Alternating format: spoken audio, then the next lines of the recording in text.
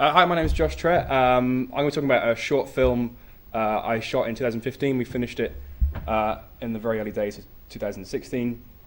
I've called this a long introduction to a short film, but it won't be too long. I'm going to start off by playing the trailer, and then I'll just talk about some obstacles we faced when we made it.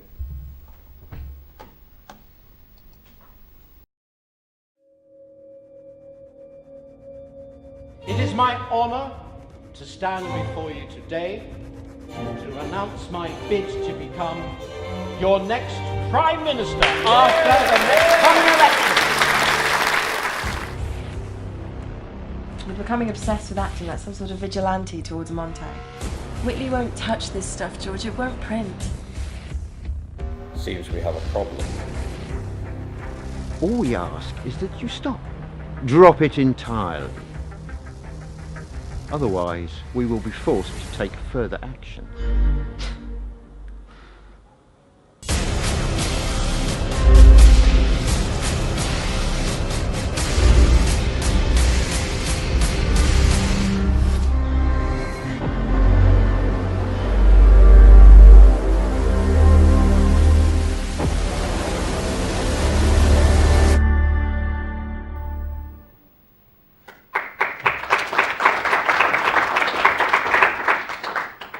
Okay, so I'll start off with where the idea came from. Some people in that picture, people who have seen the film, have made a lot of comparisons to the characters in the film to the ones in those images there. So as well as a filmmaker, I work as a teacher at East Norfolk Sixth Form College, and I teach film production, and I'm teaching 16 to 18-year-olds. And last year was a time when the general election was happening, and there was lots of stuff in the news. Students were voting for the first time, and I was voting for the first time as well. So I was hearing all this stuff in the news, and they were hearing all this stuff in the news, and they had questions for me. And as their teacher, I felt frustrated not having the answers for them. And from everything we were seeing, all these different stories, all these different sides. And that's where the idea came from, really. Two of the biggest obstacles we faced when making this film was casting and budget. We had a little higher than Andy, as I made this for about £500. And it was all self-funded. But even with £500, and it's quite an ambitious idea, and we had all these different locations and different scenes I wanted to get in, I originally reached out to get actors from London, and I approached actors who I'd written the scenes for in mind, but they declined. So I ended up casting sort of friends and friends of friends in a lot of the main roles.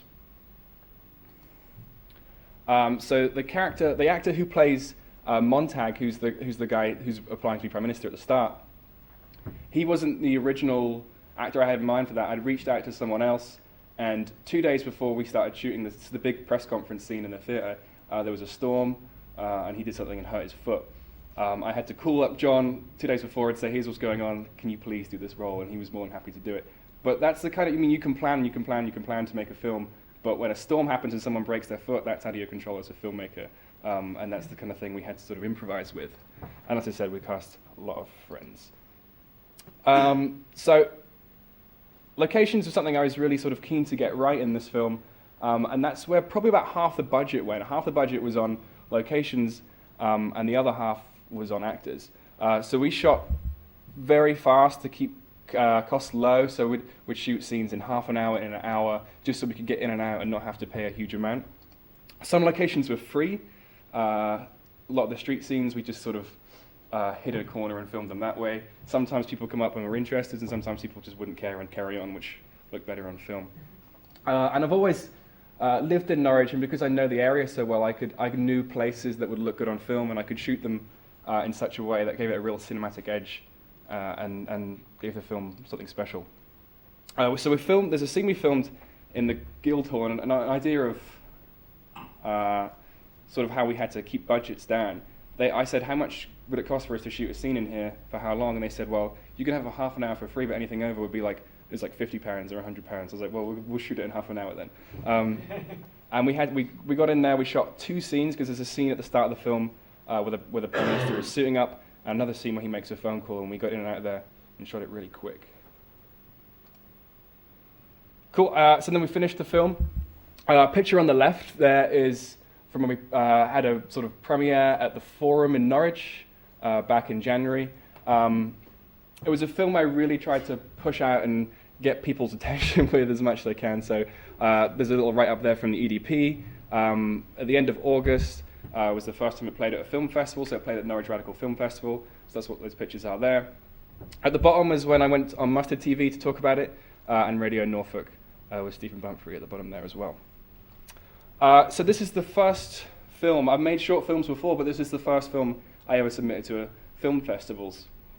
So that was quite a whole new process to me. So I applied to over 30 film festivals, and I said the budget was £500. We probably spent another £200 applying to film festivals, because some of them, their prices vary, but they all start to add up. And I wasn't sort of ready for the amount of rejections I would get. I worked so closely with this film. People say when you make films and you're kind of sort of releasing it, it's putting out your baby. So I wasn't really ready for the amount of rejections I got, but we did get some exceptions.